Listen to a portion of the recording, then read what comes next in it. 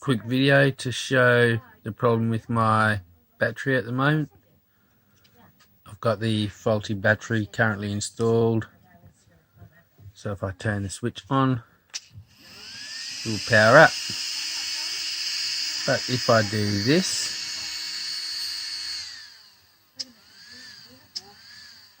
I'll wiggle the connector,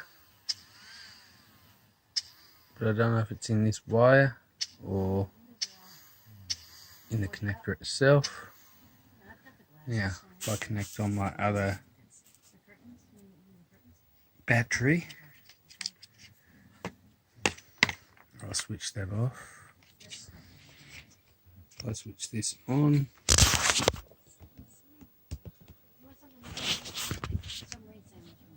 Alright.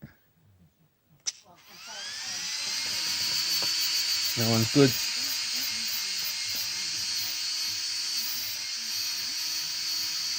Same thing. Wiggle, wiggle, and it's good.